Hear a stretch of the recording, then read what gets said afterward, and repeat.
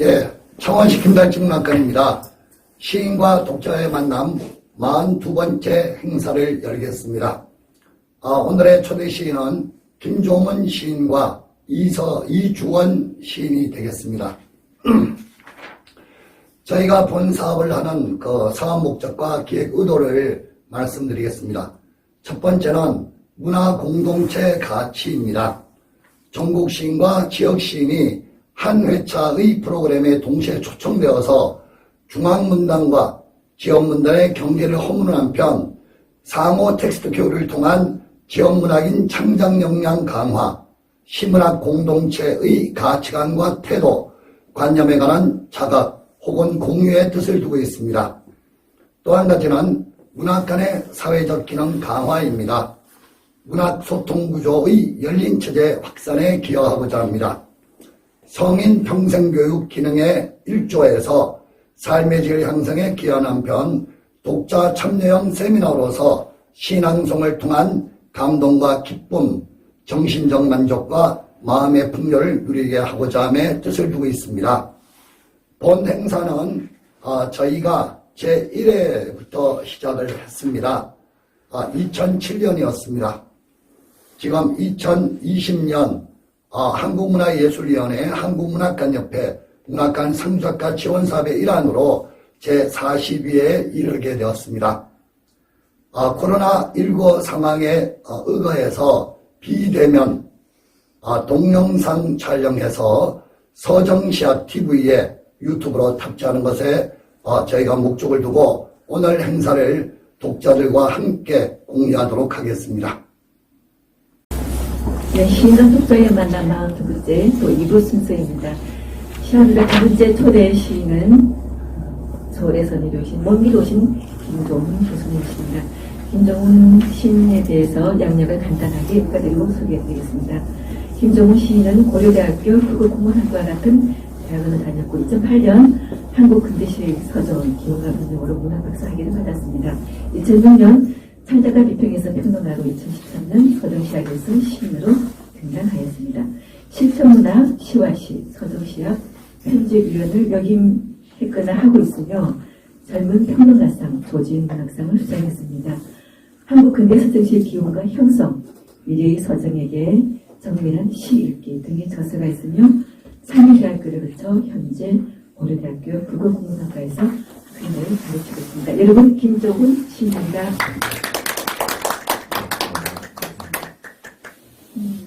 김달직문학일 때 가끔씩 뵙기도 하는데요. 오늘 먼 길로 오시기 힘드셨죠? 아닙니다. 즐거운 마음으로, 기대하는 마음으로 왔습니다. 보통 저희들이 행사를 하면 버스를 타고 오시는데 지금 직접 운전하고 오셨잖아요. 예, 지금 오늘이 그 12월인데요. 네. 지금 서울 코로나 상황이 네. 좀 안 좋아가지고 조금 혼자서 운전해가지고 오는 게 안전하겠다고.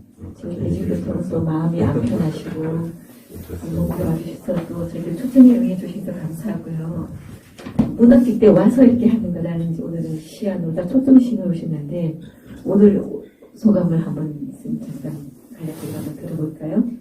예, 먼저 초대해주신 여러 선생님들께 감사의 말씀 좀 먼저 드려야 될 것 같습니다. 좀 특별한 그런 그 느낌이 들었는데요. 특별히 시와 관련돼서 여러 일들을 하고 있는데 시인으로서 찾아뵙는 게 그게 이제 저에게는 굉장히 특별한 일이라서 이 고속도로를 타고 오면서 여러 일들을 좀 벗어두고 시인의 정체성을 찾으면서 집중하는 이렇게 맞습니다. 저도 말씀을 많이 기대하고 있습니다. 그러면 일단 평론가이면서 시를 쓰시는데 과연 평론가들이 쓰는 시는 어떤가 하고 또 기대하는 시인들이 많이 있거든요. 왜냐하면 시인들이 평론가한테 막 깨지기도 하고 뭐 그렇게 하는데 그래서 이제 평론가께서 쓴 시를 저희들이 제일 처음 주신 시가 대표시 종이인형이거든요. 제일 처음에 쓰는 시라서 이걸 한번 읽고 이야기를 한번 해보겠습니다. 읽어보겠습니다. 네. 종이 인형. 나에게는 해진 어깨가, 반짝이는 빨간 구두가, 다치지 않는 순한 눈이 있다. 나는 다른 모습일 수 있었다. 자서전이 되어 과거를 유학할 수도, 메뉴판이 되어 몇 가지 식사를 안내할 수도 있었다. 매일 한 장씩 뜯기는 인력이 될 수도, 전화번호 적힌 이면지일 수도 있었다. 나는 장마 지난 7월을 뒤틀리며 맞이할 수 있었다. 바람이 불어올 때를 기다리며 비에 번진 글씨를 지니고서 내일을 다짐하는 일기를 멈출 수도 있었다. 나는 작아질 수 있었다. 펼쳐졌다 접히기를 반복하며 사랑 속에 갇힌 1000마리의 학, 창밖에서 하강하는 비행기, 요람 위에서 회전하는 몇 조각의 모빌. 나는 또 다른 형태일 수 있었다. 나는 나무일 수도 있었으나 사랑이거나 오해이거나 아직 태어나지 않은 침묵일 수도 있었다. 이게 제가 아는 그 종이 인형이 맞나요? 우리 여기 또 문방구 가면은 네, 그렇습니다. 색색에 어떻게 이걸 쓰시는지. 글쎄, 그 종이 인형이라는 모티프하고 만난 것은 되게 우연인 것 같고요. 방금 그 이설희 선생님께서 말씀해 주셨던 이 어깨에다가 그 옷을 이렇게 거는 거죠. 예, 걸어가지고. 그리고 뭐 경험이 있으신 분들은 어느 정도 연배가 있으신 것 같아요. 그게 좀 슬프네요. 근데 그 만난 것은 그건 우연이었고요. 근데 오늘 이렇게 제시들을 모아놓고 보니까 제가 어떤 그러니까 선택에서 밀려난 것들에 대한 거기에 대한 좀 애틋함이 있는 것 같습니다. 모아놓고 보니까. 혹시 딸을 키우시나요? 예, 그렇습니다. 근데 이 시는 딸을 낳기 전에 쓰신 거였어요? 저의 여성 취향이 의원이 예, 그렇습니다. 저는 막 갖고 오고 제가 직접 그려서 만들어서 친구들한테 나눠주는 그런 게 있어서 선생님 종이 인형을 이 시로 작성했을 때 굉장히 궁금한 거 도대체 이제 어디서 보셨을까?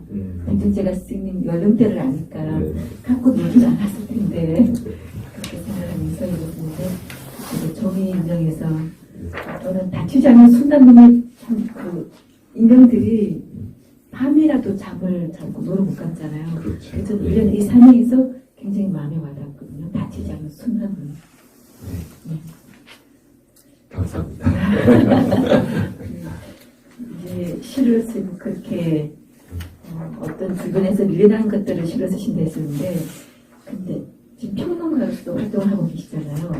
시를 한 줄 한 줄 쓰실 때 어떤 평론가의 눈으로도 혹시 쓰면서도 잠깐 볼 때가 있는지요? 그러면 안 된다라는 생각을 가지고 쓰고 있습니다. 그래서 모든 관념, 지식 같은 것들을 다 잊어버리는 상태에서 쓰려고 하고 있습니다. 그래야지 그래도 그나마 조금이라도 읽을 만한 시가 될 수 있지 않을까 생각이 들고요. 근데 이것은 잠깐 몇 가지 이야기지만 시인으로서 집중하려고 했는데 평론 쓸 때도 마찬가지입니다. 시인을 잊으려고요? 아니 가지고 있는 지식이라든지 그런 것들 다 버려두고 그 다음에 시하고 대면하려고 노력하고 거기에서 질문과 그 다음에 생각들 그리고 시인의 마음을 헤아리려고 노력하는 편인 것 같습니다. 다시 시에 집중하겠습니다. 그런 같은 이런 평론가들 저희들을 만난다면 시인들은 사실 굉장히 개인적으로 아주 마음이 좀 편안하고 따뜻해지는 느낌이 들거든요. 또 더 얘기를 우리 시에 집중해야 되지만 이제 일렉이 독특하기 때문에 아마 독자들도 그런 면에서도 양쪽에 대한 얘기를 듣고 싶어 해서 일단 또 시를 읽고 해보겠습니다. 두 번째 시는 어떤 시를 한번 읽고 이 시를 내가 독자들에게 들려주고 싶다시피 시가 있으면 한번 골라주시겠습니까? 아내가 가끔은 필요해라는 네, 뭐 8페이지, 8쪽에 네, 있습니다. 8쪽입니다. 8쪽 아내가 가끔은 필요해. 예, 읽어보겠습니다. 아내가 가끔은 필요해. 나는 아내가 없지만 아내가 가끔은 필요해. 런닝구 차림으로 나란히 누워 자던 아내가 어둠 속에서 전등줄이 흔들린다고 속삭이면, 어둠 속에서 큰 물체가 움직인다고 어깨를 흔들면, 거미가 떨어져서 줄을 건든 것 같다고 안심시키지만, 열린 창 틈으로 새 한 마리 들어와 비를 피하고 있었다.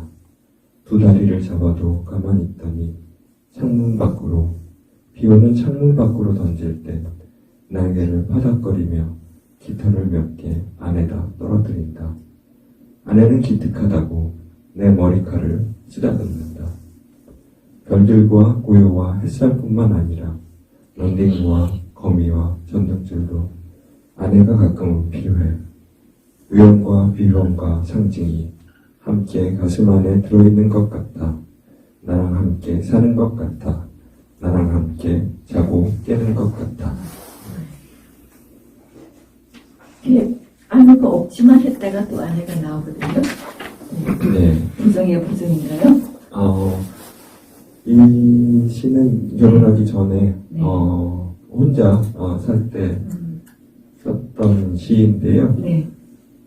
아내라는 그러니까 미지의 그 당시에는 이제 미지의 존재였죠. 그런 어떤 사람이 내 옆에 있다고 상정하는 것만으로도 뭔가 이렇게 고양되어 있어 내가 조금 더 좋은 사람이 된 것 같은, 조금 더 나은 사람이 된 것 같은 네. 그런 상태가 좀 마음에 들었던 것 같습니다.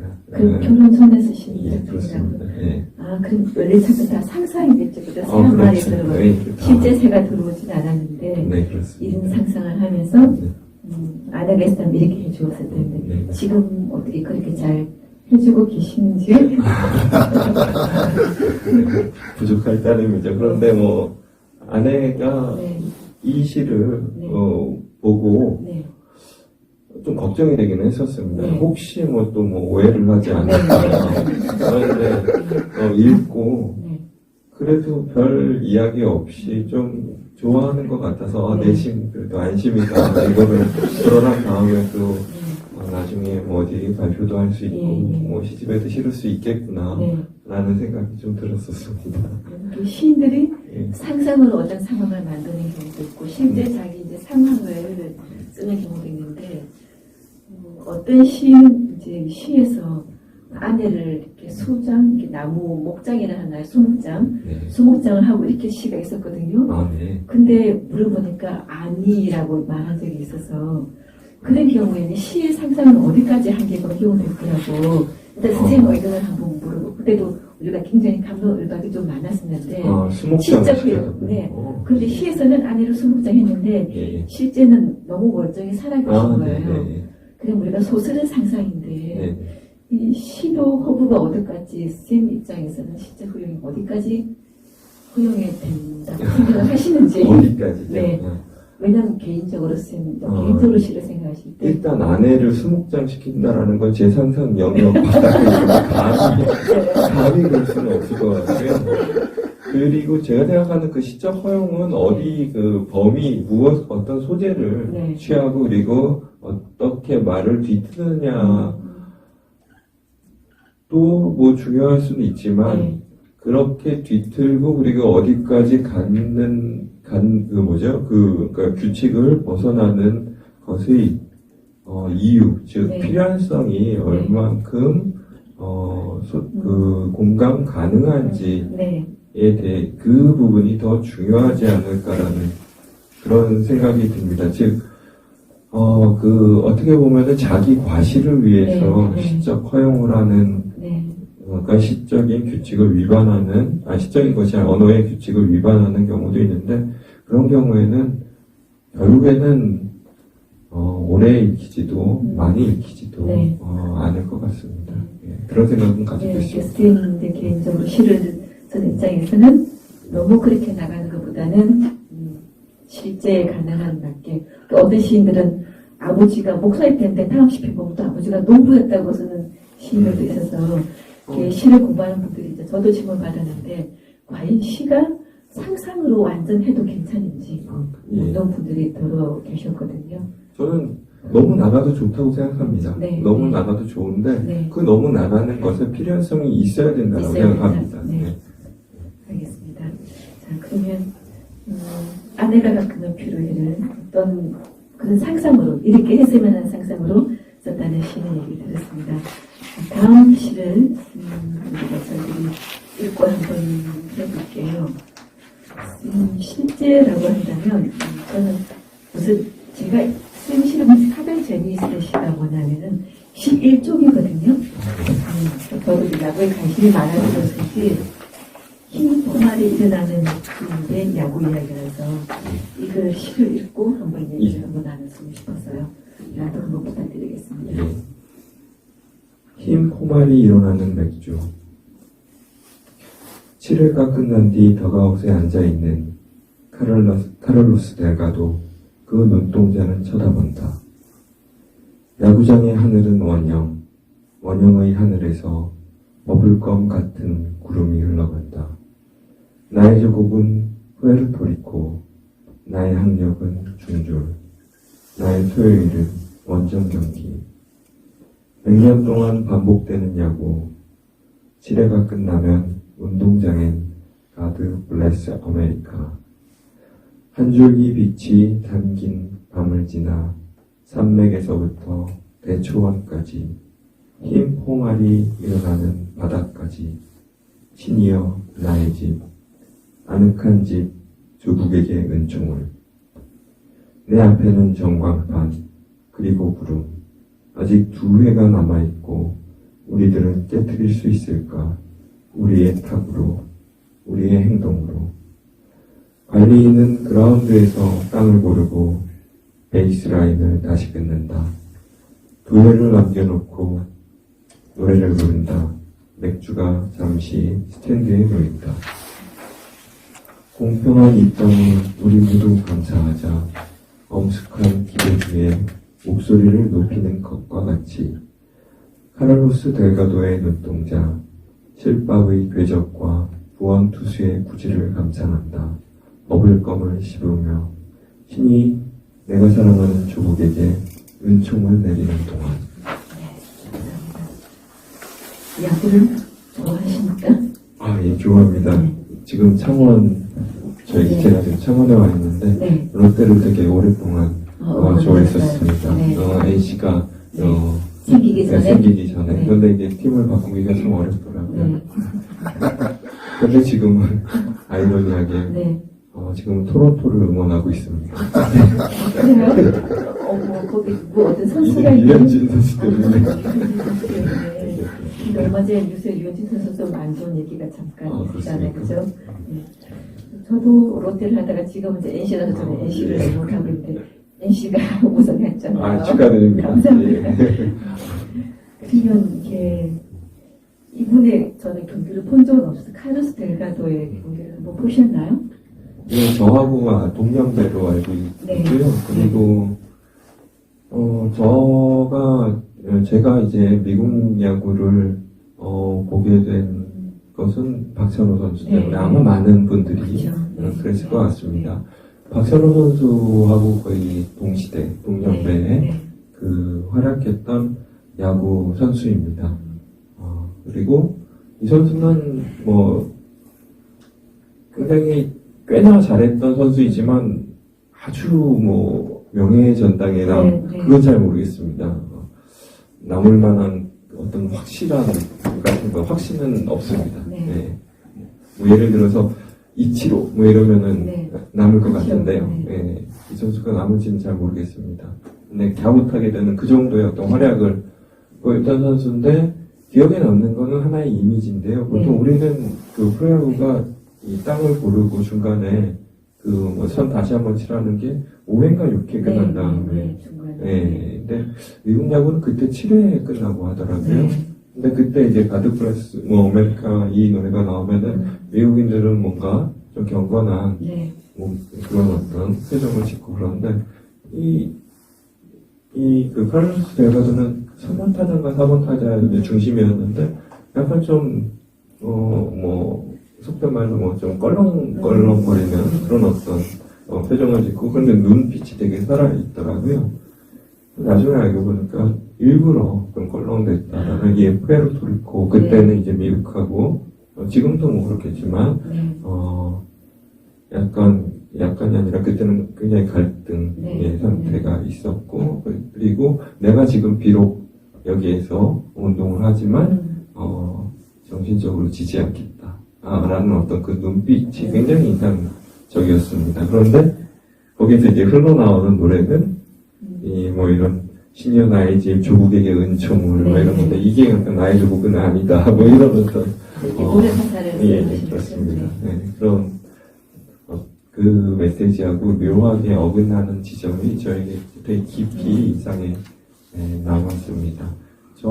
저는 이제 또 한국에 있는 애청자라고 해야 되는 그러니까 뭐 스포츠 팬으로서 그 관계를 지켜봤을 때 저의 위치는 어디에 있는가 뭐 이런 것들도 또 한번 생각하게끔 이렇게 만들어졌던 거라서 한번 시로 써보고 싶었습니다. 그래서 이제 사연 부분에 우리는 깨뜨릴 수 있다 탑으로 행동으로 이런 부분들이 어떻게 보면은 이 시스템 안에 있지만 거기에서 시스템에 그렇다고 해서 룰은 지키지만 굴복하지 않겠다 뭐 이런 것들 메시지를 정신을 가지고 그런 것들을 읽을 수 있었던 것 같습니다. 또 조국의 그런 어떤 뭐 이렇게 민족 아니면 시민들을 위해서 활동도 많이 한다고 저도 들었거든요. 저는 그런 제시도 굉장히 좋더라고요. 혹시 경기를 보면서 맥주를 드셨습니까? 그것도 되게 좀 특별했는데 지금은 저기 한국에서도 맥주를 마실 수 있죠, 경기장에서. 이때는 못 마셨었어요. 그래서 한국 그 야구장에서는 마시는 건 금지됐고요. 물론 이제 여러 어른들께서 양말에다가 팩소주 같은 걸 껴가지고 가지고 들어가시긴 했지만 공식적으로는 마시지 못했습니다. 그래서 그 외국에서 박찬호 선수가 뛰는 경기를 보면서 동시에 이제 관중석들도 함께 비치는 경우가 많았는데 그때 맥주를 이렇게 파는 그런 장면 그리고 마시는 장면이 굉장히 인상적이었습니다. 그래서 그게 아마 시에 있었던 걸 옮겨질 것 같습니다. 뭐 제가 경기를 보시면서 드시지 않았어요? 그때는 그 규칙에 어긋났기 때문에 지금 제가 마셨다 마시지 않았다라고 말씀드리는 것을 듣고 있습니다. 그러면 아까 저희들이 이제 일부 이주원 시인 한차도 제가 그랬지만 지금 김종훈 이제 시 중에서 이 시를 내가 한번 읽어보거나 이 시를 궁금해하는 시가 분명히 있을 거예요. 어떤 시를 한번 저희들이 이야기 한번 해볼까요? 10쪽에 있는 그들은 스스로 지구라고 부른다. 바로 앞쪽이죠. 그들은 스스로 지구라고 부른다. 이걸 한번 읽어보겠습니다. 그들은 스스로 지구라고 부른다. 통통하게 살이 오른 등푸른 생선, 찬물의 행군기, 아가미 밑에서 깊숙이 배를 따라 꼬리까지 가르자 지푸른 등이 2배로 넓어졌다. 지푸른 우주가 방 안에 펼쳐진다. 노릿노릿하게 자글거린다. 쌍둥이 행성인 양 눈깔은 서로 마주보며 단단하게 익어간다. 눈에 좋은 고등어의 눈깔은 서서히 굳어가는 저 눈깔은 심해의 유형을 잊어가는 저 난시의 눈깔을 헤집으면 먼 훗날 지구를 찾은 쌍둥이 행성의 외계인은 말할지 몰라. 그들이 스스로 지구라고 부르던 그린 D45 행성에서는 아버지의 목을 쳤던 아들과 아들의 목을 쳤던 아버지가 아무렇지도 않게 함께 살았다고. 그들이 섬겼던 책에는 내 오른손이 너로 실족해 하거든 내어 내버리라고 쓰여 있었다고. 폭력을 증오하며 전쟁을 즐겼고 침묵으로 다스리다 침묵으로 귀환했다고 조심스럽게 뒤집어 가시를 발라 노릿한 살점을 헤집는다. 어쩔 수 없이. 네. 질문할 거 있으십니까? 그냥 대해서 한번 직접 한번 말씀을. 네. 네. 잘 하지는 못하는데, 네. 요리를 하려고 애를 쓰는 편입니다. 그래요? 예. 네. 특히, 저희 지금 아이들이 초등학생들인데, 학교를 가지 못하는, 올해 같은 경우에는 네, 코로나 그렇죠. 때문에 가지 못하는 날들이 많아서, 제가 아이들을, 식사를 같이 하는 네. 경우가 좀 잦아졌습니다. 맞벌이고 그래서요. 네, 네. 네. 이 자리를 빌려서 백종원 네. 근데 잘 못하는 집에서 아파트에 사는데 잘 못하는 게 이제 생선 구이입니다. 여러모로 번거롭고 그리고 뒤처리가 어렵고 집에서 잘 안 하려고 예, 그러죠. 네. 그렇습니다. 그런데 그래서 어쩌면 이 고등어로 굽는 그 모습, 어떤 체험 이런 것들이 되게 인상적이었던 것 같습니다.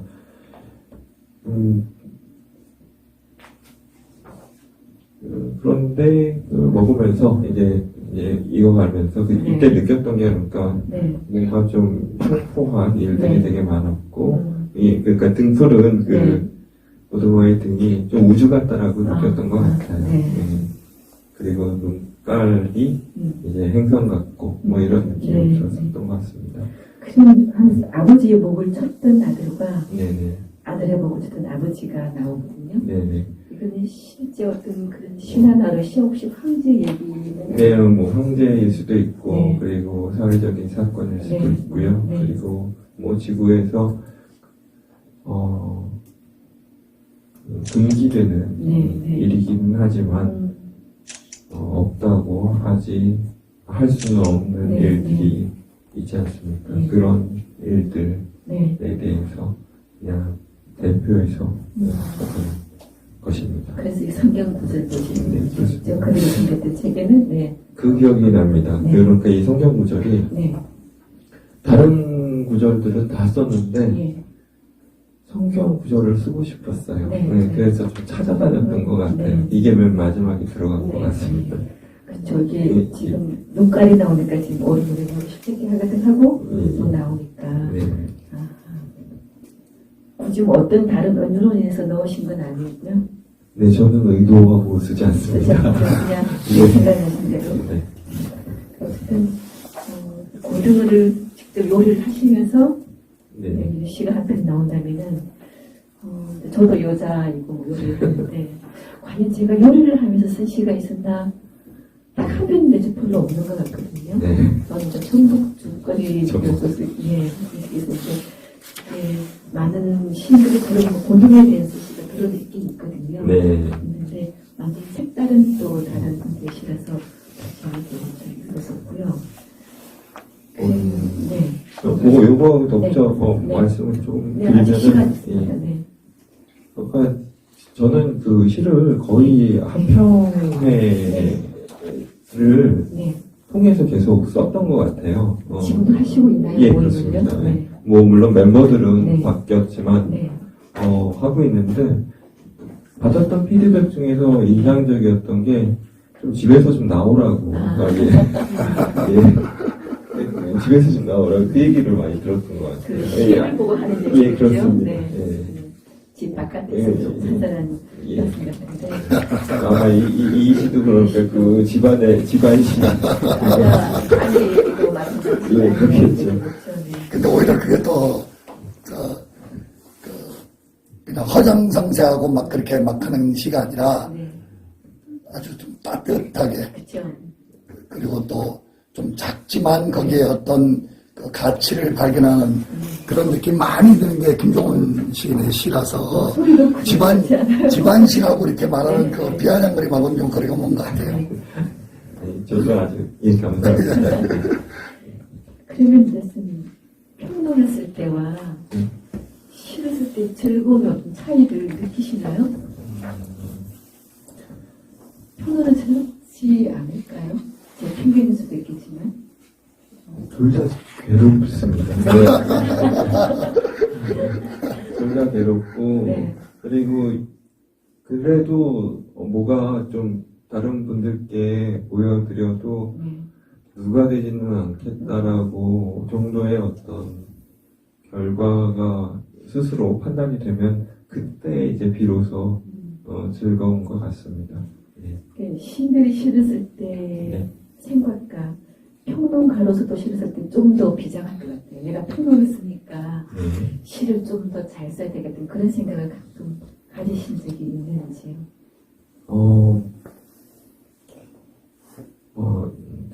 평론가의 자의식이 네. 그렇게 그 시를 쓰는데 방해를 한 것일 수도 있겠는데, 어떻게 보면 좀 그 자아가 강한 분들, 네. 대부분 다 강하시죠.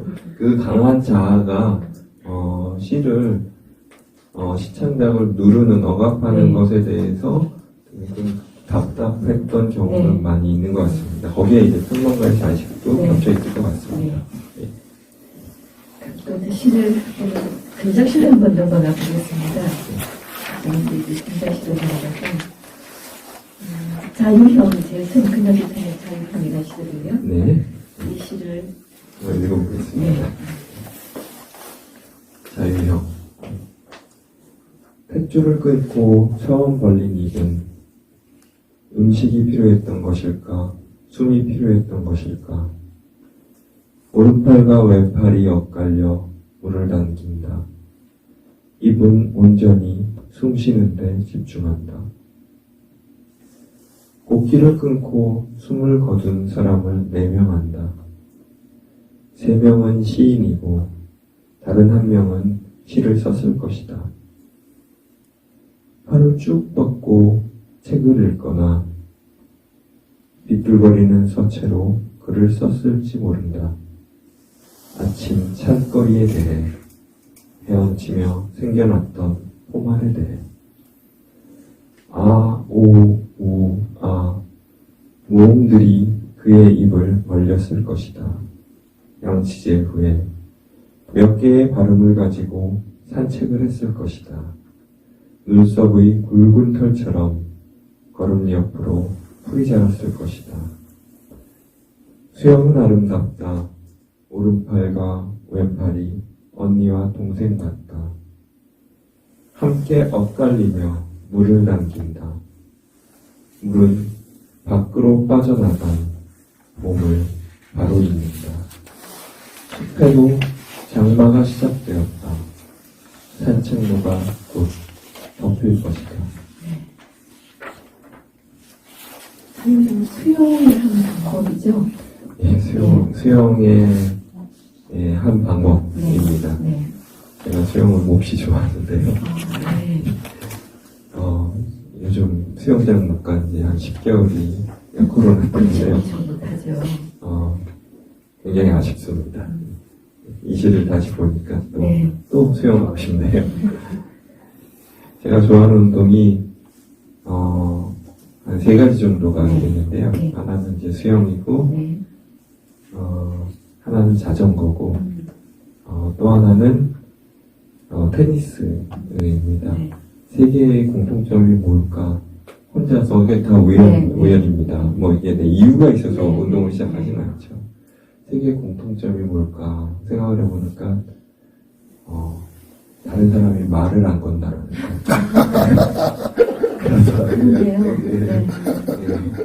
그렇더라고요. 혼자 할 수 있습니다. 네. 저는 수영이 오른팔과 왼팔이 언니와 동생 같은 그림이 굉장히 재미가 있었거든요. 그렇게 한 적 없이 좀 수영은 물론 못하지만 하는 걸 보면서 한 번도 그런 생각 해본 적이 없는데 그렇게 하면서 서로 엇갈리면서 물을 당긴다는 이것도 네. 재미가 있었어요. 자유형이, 네. 예, 자유형이 약간 손을 엇갈려 가면서 네. 하는 그런 운동. 네. 네. 엎드려가지고 엇갈리는 게 그렇죠. 자유형이고, 네. 네. 누워서 엇갈려 가는 게 배형. 네. 인 것 같습니다. 네. 근데 자전거를 탈 때도 그렇고, 수영을 할 때도 그렇고, 맨 처음에 탁 물속에 들어가거나 페달을 맨 처음에 딱 밟았을 때 느꼈던 거는 그거였던 것 같아요. 그러니까 자전거 탈 때는 실제로, 저도 모르게 이 말을 딱 했는데, 좋다라고 얘기를 했었던 것 같아요. 수영 같은 경우에는 말을 하면 안 되니까, 네.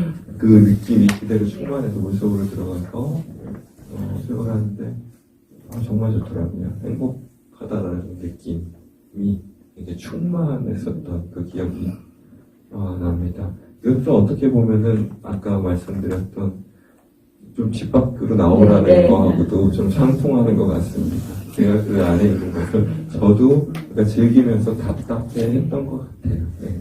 자전거 타시는 분들은 아시는 건 모르는데 저도 이제 자전거를 가끔 타는데요. 네.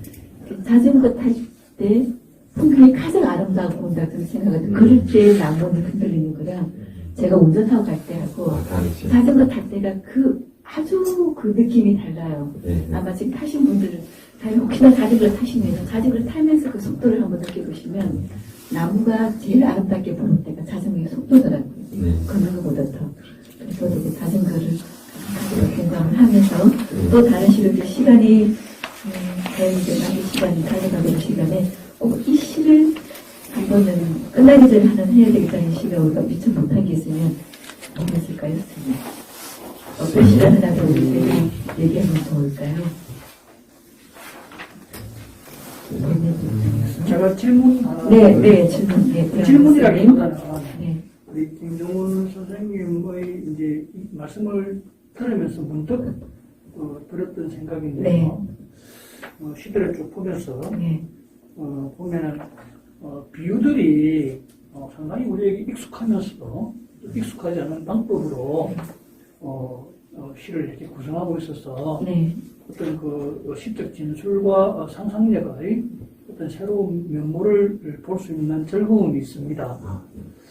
그리고 또 하나는 그런 비유들을 통해서 시가 매우 그 흥미롭고 재미있는 그런 문장으로 구성되어 있다는 것도 우리가 발견할 수가 있는데요. 방금 이제 자유형이라는 시를 방금 읽고 그 다음에 이제 그 뒤에 보니까 배영이라는 시가 모여 있고 그 다음에 보니까 빈시가 있어요. 그래서 제가 문득 든 생각이 뭐냐면 이 시들이 상당히 그 흥미롭고 재미는 있는데 시적 화자가 노리고 있는 이 시의 의미는 도대체 어느 지점에 놓여 있는가 하는 점이 갑자기 궁금해졌어요. 그래서 이제 방금 이제 우리 이서인 선생님께서 그 말씀하실 때 제가 잠시 틈을 비집고 들어가서 말씀을 드렸는데 그 시적 의미를 어떤 측면에서 남기고 싶은지 혹은 그 시적 의미가 무엇인지에 대해서 독자들에게 좀 설명을 해주시면 우리 김 선생님의 시를 이해하는 데 좀 더 도움이 되지 않을까 이렇게 생각이 됩니다. 너무 소중한 질문을 주셔서 감사합니다. 빈시라는 시도 있고요. 배영도 있고요. 시적 지향점이라고 시적 의미, 노리고자 하는 어떤 시적 의미에 대해서 물어보셨는데요. 제가 그러니까 지향하고자 하는 시적 의미 부분은 이게 좀 말장난 같을 수도 있을 것 같은데 제가 파악하지 못하는 의미로 나아가는 것이 저의 그 지향점이라고도 말씀을 좀 드릴 수가 있을 것 같아요. 즉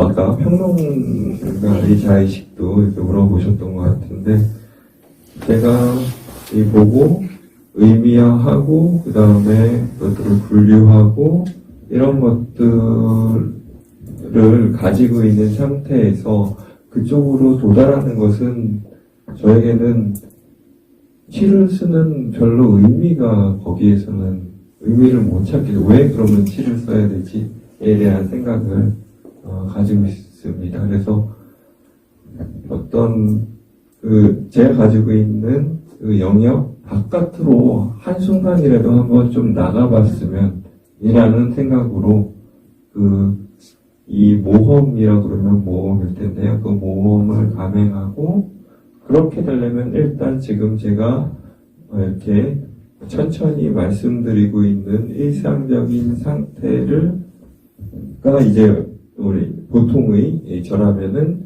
거기에서 좀 고양되어 있는 그런 상태에 놓여 있기를 그리고 그 상태에서 나온 말이기를 바라면서 그것이 무엇이건 간에 제가 조금이라도 좀 다른 사람 내지는 하지만 보람 있는 그런 상태가 되기를 원하는 시도들이 여기에 지금 적혀 있는 것은 아닐까라는 그런 생각이 듭니다. 그런데 그것이 이제 되게 난삽하고 그렇게 되면은 결국은 시로서는 좀 실패한 것 같습니다.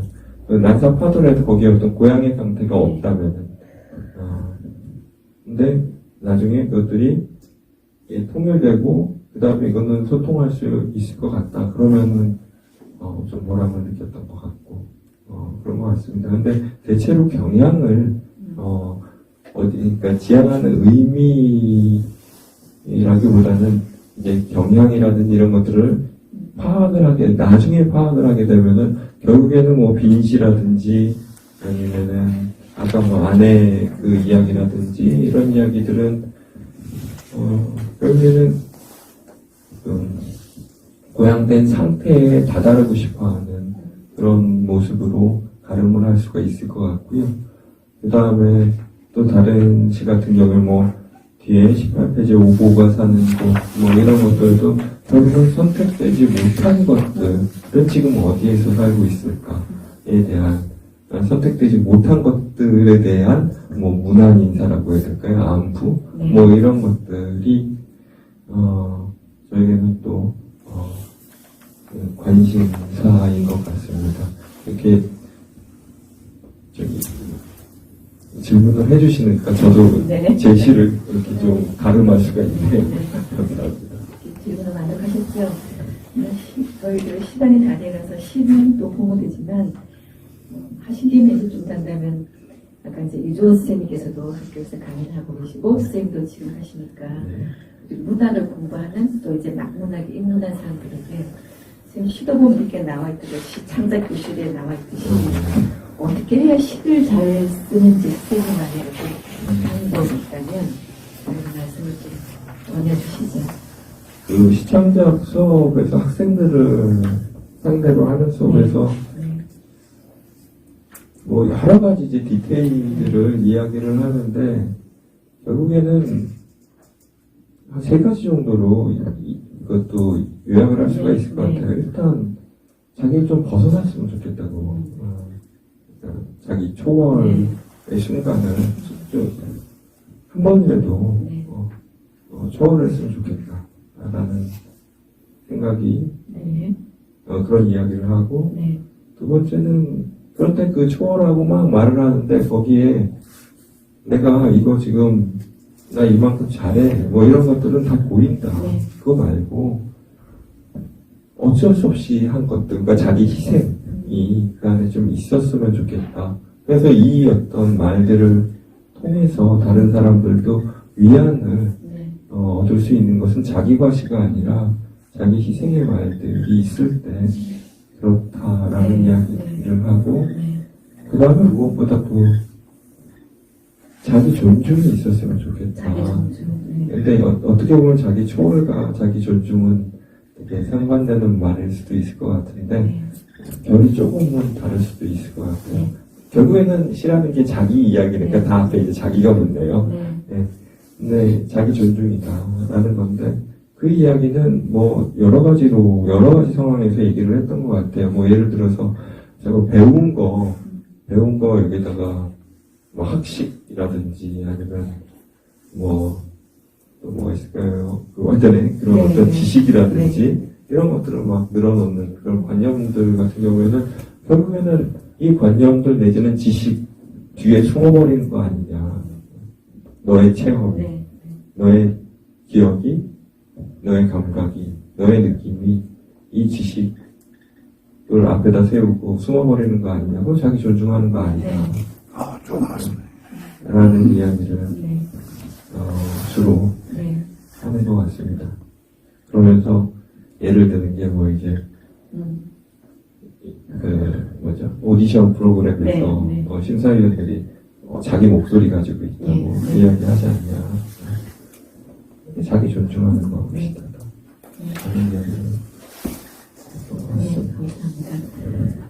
오늘 우리 일부에서도 좋은 또 시를 잘 쓸 수 있는 방법을 전달했고, 오늘 또 김종호 시인께서도 자기를 벗어나야 되고, 자기가 어떤 희생이 있어야 되고, 그리고 자기 존중이 있어야 된다고 또 세 가지 계속 말씀해 주시는데, 긴 시간 함께 해주시는 여러분들 감사드리면서 시야놀자 42번째 2부 후 마치겠습니다. 여러분 김종호 시인께 격려 박수 부탁드립니다.